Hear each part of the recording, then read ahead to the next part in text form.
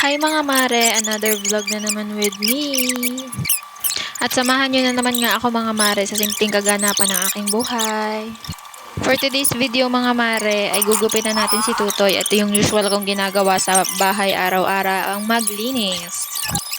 Aring pagpapagupit nga na ari mga mare ay nung isang araw pa namin binabalak ay hindi na natuloy-tuloy gawang tuwing hapon lang bakante si Josawa. Ang balak namin sabay na silang magpapagupit ni Tutoy. Kaya lang mga mare tuwing hapon ay inuulan naman talaga. Kaya naman nag-decide na akong gupitan ko na si Tutoy. Sabi ko kay Josawa ay gugupitin ko na din siya kaso ayaw niya mga mare, nadala na nung unang gupit ko. Charis!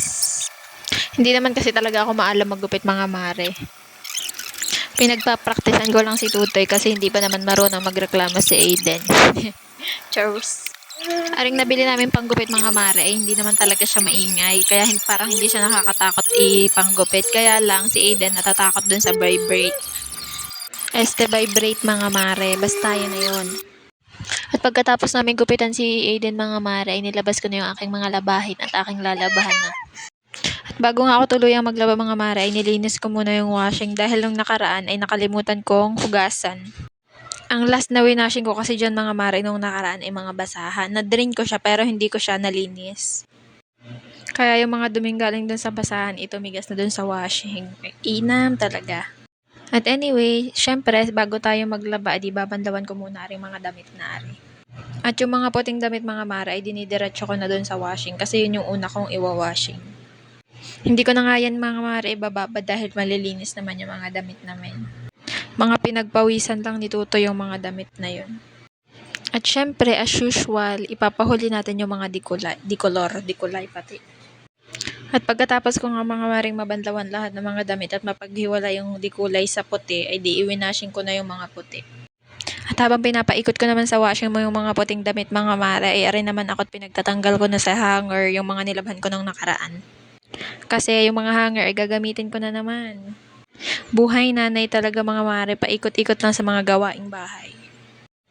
At aring mga pinagtatatanggal ko naman sa hanger mga mare ay bukas ko natitiklopin to dahil marami pa akong agenda for today's video.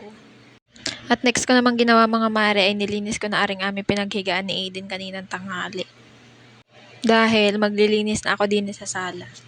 Actually mga mare, itong higaan na to kanina mo umaga pa yan. Ang tiniklop ko lang na higaan dyan ay yung pinagtulungan ni Josawa.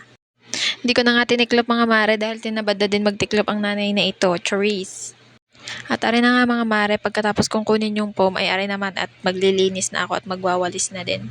Ang una ko po na palang ginawa dyan mga mare ay di pinagpupulot ko muna yung mga laruan ni Tutoy tapos saka ako ni winalisan ulit. At kaya walang patikar na bata mga mare ay dahil nandinin ang kanyang ama at siya yung pinagbabantay ko muna. Habang ako naman ay nag-iimis din sa bahay.